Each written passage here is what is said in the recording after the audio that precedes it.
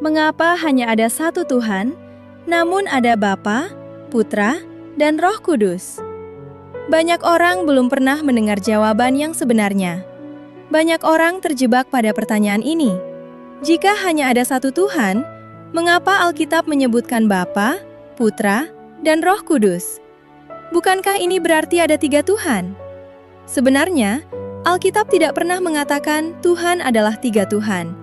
Alkitab secara konsisten menekankan hanya ada satu Tuhan. Jadi, muncul pertanyaan, apa sebenarnya Bapa, Putra, dan Roh Kudus itu?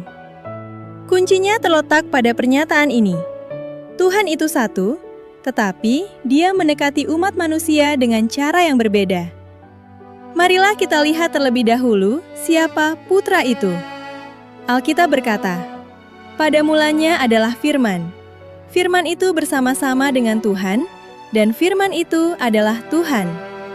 Yohanes 1 ayat 1. Alkitab juga berkata, Firman itu telah menjadi manusia, dan diam di antara kita.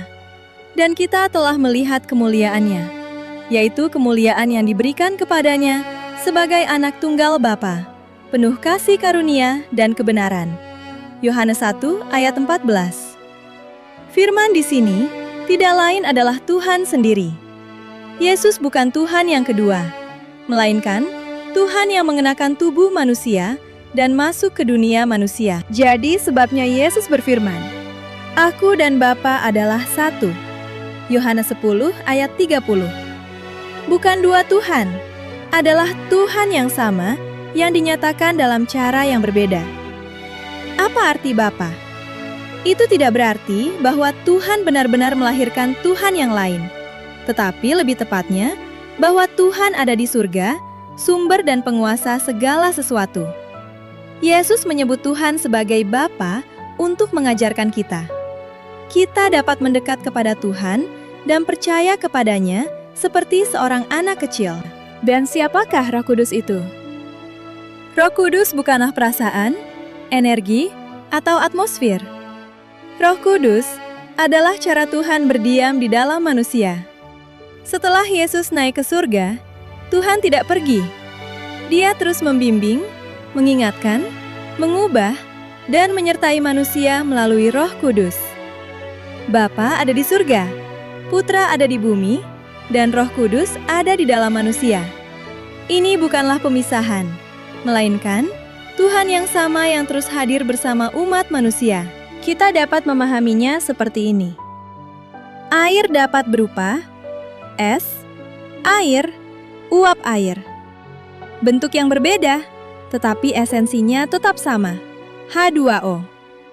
Hakikat Tuhan adalah satu, tetapi agar manusia dapat mengenalnya, mendekat kepadanya, dan diselamatkan, Ia menyatakan dirinya kepada manusia dalam 3 cara. Bapa, Putra, dan Roh Kudus. Yang terpenting, Trinitas bukanlah soal matematika, melainkan tentang memberitahu Anda satu hal. Tuhan ini tidak jauh. Dia telah datang ke dunia dan sekarang tinggal di dalam diri Anda. Jika Anda akhirnya memahami ini, silahkan bagikan. Karena banyak orang tidak percaya kepada Tuhan, tetapi lebih karena belum ada yang pernah menjelaskan hal ini dengan jelas. Jika Anda ingin terus mengenal Tuhan dengan cara yang dapat Anda pahami, tinggalkan komentar atau kirimkan pesan secara pribadi kepada saya yang saya ingin belajar. Kami ada belajar Alkitab online gratis. Marilah kita pelan-pelan mengenal Tuhan yang sejati ini bersama-sama.